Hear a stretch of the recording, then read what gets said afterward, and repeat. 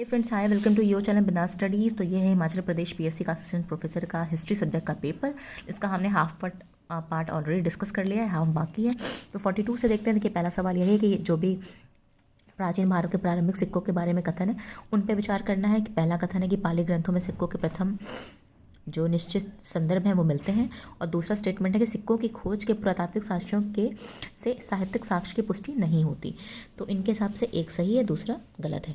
फिर उन्होंने कहा है, पूछा कि who among the following is romantic hero of 3 Sanskrit dramas, Swapnavasavadatta, Ratnavali and Priyadarshika.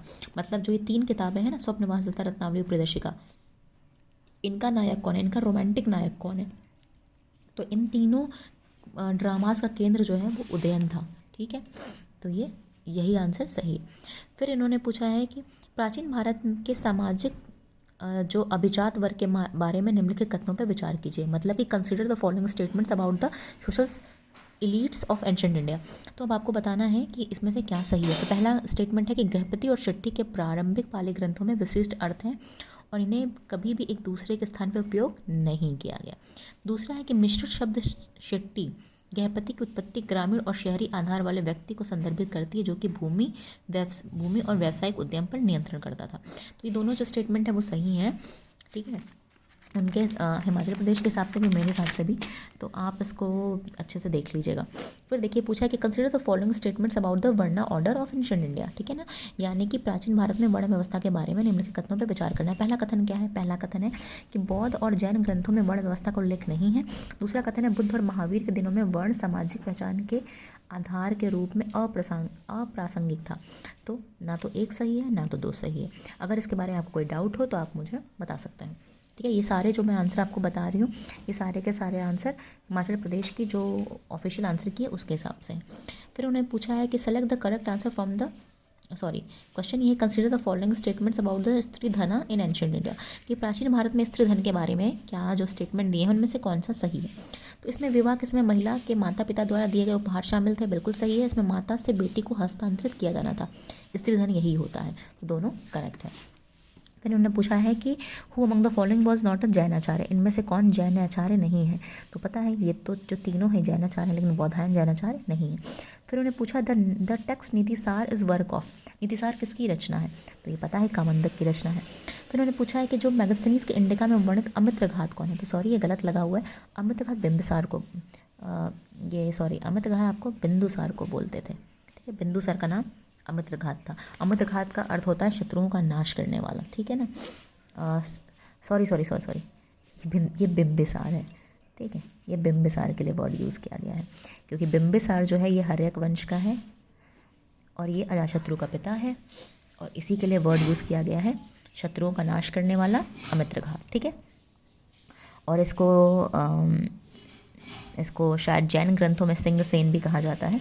ठीक है, अब देखिए 50वां क्वेश्चन है कि आपका जो अर्थशास्त्र है उसमें से जो राजस्व का संग्रह करता है, यानी कि जो चीफ कलेक्टर ऑफ रेवेन्यू है, ठीक है, and incharge of maintaining accounts, और जो खातों के रख रखाव का प्रभारी भी इसको क्या कहते हैं?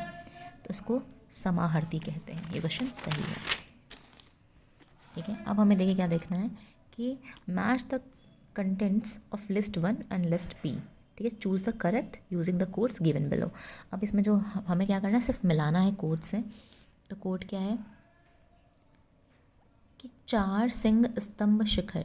ठीक है, ये कहाँ पर है? तो ये कौन सा है? ये सारनाथ है। हाथी स्तंभ शिखर क्या कौन सा है? ये संकेशा है। बैल स्तंभ शिखर ये आपका रामपुरवा है, और हाथी की शिला मूर्ति जो है वो धौली है। तो C करेक्ट आंसर है। तो मिलाने वाला ध्यान से देख लीजिएगा। फिर देखिए, इन्होंने पूछा है कि जातक में शिल्पकार संघ के मुखिया को ज्येष्ठक कहते हैं, निम्नलिखित में से कौन सा काष्ठकार समाज को संदर्भित करता है। तो देखिए, मैंने ये ऑफिशियल आंसर की से नहीं लगाया है। ठीक है, ये क्वेश्चन आप देख लीजिए, क्योंकि मैंने ये अटेम्प्ट नहीं किया था, इसलिए मैंने इसको लगाया भी नहीं। तो इसका आंसर आप चेक कर लीजिएगा। ठीक है, ये आपको साइट पर बड़ा ईजिली मिल जाएगा। और फिर उन्होंने पूछा कि the Pratihara empire of 18th to 10th century AD has its first capital. मतलब 8वीं से 10वीं शताब्दी ईस्वी में प्रतिहार साम्राज्य की पहली राजधानी क्या थी? तो पहली राजधानी थी भीनमाल। ठीक है, फिर उन्होंने पूछा राष्ट्रकूट शासक अमोघ वर्ष को काव्य पर पहली कन्नड़ पुस्तक लिखने का श्रेय दिया जाता है? इसे किस किस प्रकार नामित किया गया, मतलब उस पुस्तक का नाम क्या है? उस पुस्तक का नाम है कविराज मार्ग। फिर आपका सवाल है कि प्रारंभिक मध्ययुगीन विचारकों और लेखक मेघातिथि के बारे में निम्नलिखित कथनों पर विचार कीजिए। तो मेघातिथि के बारे में पहला कथन है कि वह चोरों से अपनी रक्षा के लिए शस्त्र धारण करना व्यक्ति का अधिकार मानते हैं, और दूसरा है वह मुख्य रूप से पुराणों में दिए गए शाही अधिकारों और विशेषाधिकारियों को चरम दृष्टिकोण के खिलाफ है। वह यह भी सोचता है कि एक अन्यायी राजा का विरोध करना सही है।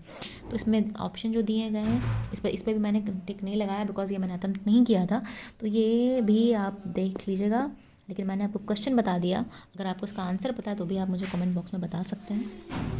फिर उन्होंने पूछा है कि प्रारंभिक मध्यकालीन भारत और पाल प्रतिहार साम्राज्यों के बारे में निम्नलिखित कथनों पर विचार कीजिए। अब पाल प्रतिहार के बारे में क्या है कि एक प्रांत के राज्यपाल को विषयपति कहा जाता था, और स्टेटमेंट सेकंड है कि राज्यपाल से भू राजस्व एकत्र करने और सेना की सहायता से कानून व्यवस्था बनाए रखने की अपेक्षा की जाती थी। तो ये फर्स्ट स्टेटमेंट हुआ, ये सेकंड। अब इनमें से क्या सही है? तो इसमें से सिर्फ 2 सही है।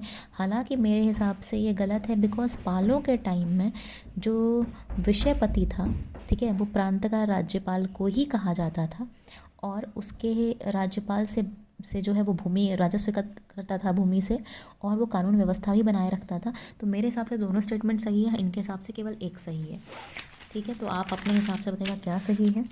फिर उन्होंने पूछा है कि 12वीं शताब्दी में लिखे गए पाठ लीलावती के बारे में निम्नलिखित कथनों में विचार कीजिए। पहला कथन है कि यह भास्कर द्वितीय द्वारा लिखा गया और यह गणित के विज्ञान पर लिखा गया एक पाठ है, तो दोनों ही सही है। फिर उन्होंने 58 क्वेश्चन पूछा है कि 10वीं शताब्दी में जैन रचनाएं अजिता पुराण के लेखक कौन है? इन्होंने इसका ऑप्शन क्या बताया है? रन्ना बताया है। ठीक है, फिर आप 59 क्वेश्चन देख लीजिए कि इन्होंने पूछा कि श्रवण बेलगोला में बाहुबली की विशाल प्रतिमा जो जैन प्रतिमा है, निम्नलिखित में जो के बारे में निम्नलिखित जो कथन है उन पर विचार करना है कि यह कठोर तपस्या करते हुए संत को खड़ा दिखाया गया है। बिल्कुल दिखाया गया है। संत को अपने पैरों के चारों ओर चढ़ने वाले पौधों से बेपरवाह दिखाया गया है। बिल्कुल दिखाया गया है। वो तपस्यारत मुद्रा में है। अगर आप एक बार बाहुबली की प्रतिमा को गूगल करेंगे तो भी आपको दिख जाएगा कि दोनों स्टेटमेंट सही हैं। फिर देखिए, उन्होंने पूछा कि रामानुज द्वारा दिया गया प्रपत्ति का मार्ग क्या था? तो प्रपत्ति का मार्ग क्या था? भगवान को समर्पण। यही प्रपत्ति थी रामानुज के हिसाब से। तो क्वेश्चन अच्छा है, इसको देखिएगा ज़रूर। फिर उन्होंने पूछा कि अजमेर में एक संस्कृत विद्यापीठ और अना सागर झील का निर्माण किसके द्वारा कराया गया? तो देखिए, ये तो आपको पता ही होगा कि संस्कृत विद्यापीठ विग्रहराज ने करवाई।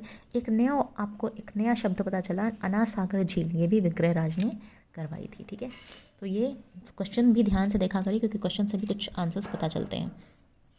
फिर देखिए, निम्नलिखित में से किसने दिल्ली सल्तनत के शासन में रजिया के उत्थान का विरोध किया? तो ये निजामुल मुल्क जुनैदी था। जलाउद्दीन खिलजी की हत्या उसके भतीजे और दामाद अलाउद्दीन खिलजी ने किस स्थान पर की? तो ये तो आसान क्वेश्चन है, कड़ा में की। फिर उन्होंने पूछा मलिक काफूर को किस स्थान पर गुलाम बनाकर अलाउद्दीन खिलजी के सामने पेश किया गया था? तो कहाँ पे किया गया था? गुजरात में। मलिक काफूर वहीं मिलता है ना अलाउद्दीन खिलजी को। ठीक है, और जहाँ तक मुझे याद है वो 1000 मुद्राओं में खरीदा गया होता है, शायद उसे 1000 दिनारी भी कहते हैं इसीलिए। फिर आपका क्वेश्चन फिर है कि मध्यकालीन भारत के फारसी इतिहास में जौहर का पहला विवरण कहाँ मिला?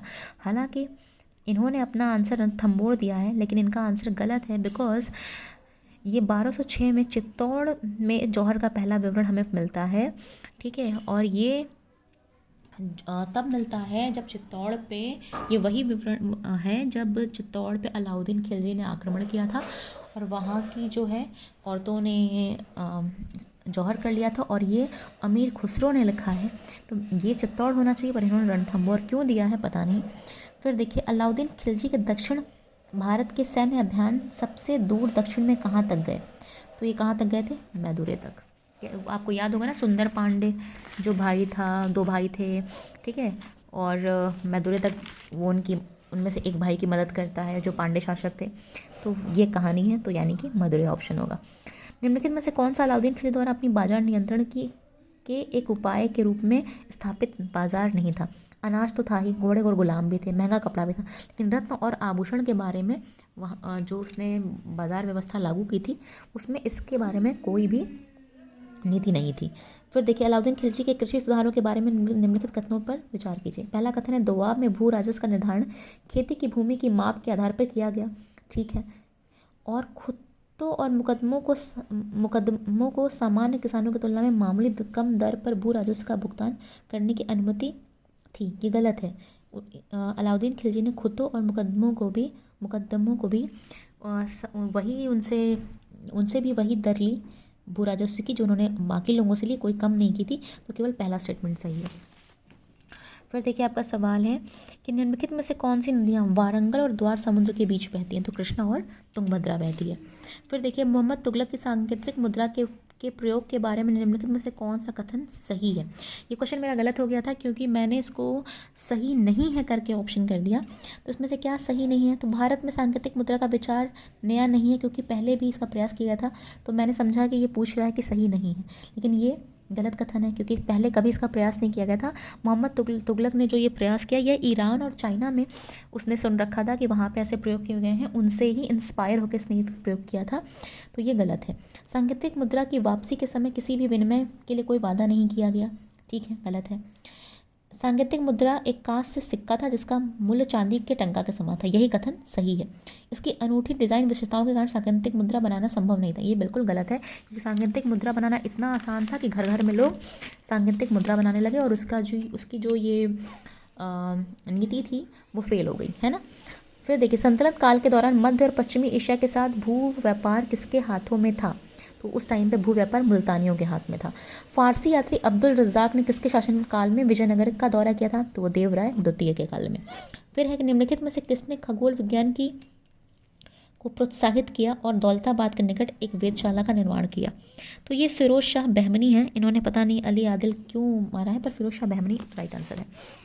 फिर देखिए कबीर की शिक्षाओं के बारे में निम्नलिखित कथनों पर विचार कीजिए। उन्होंने ईश्वर की एकता पर जोर दिया, इनमें से और उसे कई नामों से पुकारा। उन्होंने मूर्ति पूजा की कड़ी निंदा की। तो बोथ आर करेक्ट। फिर क्या है कि जो महाभारत और रामायण है उसका बंगाली अनुवाद किसके संरक्षण में किया गया। ठीक है, तो मालधर वसु ने रामायण का बंगाली अनुवाद किया था। ठीक है, लेकिन संरक्षण करने वाला कौन था।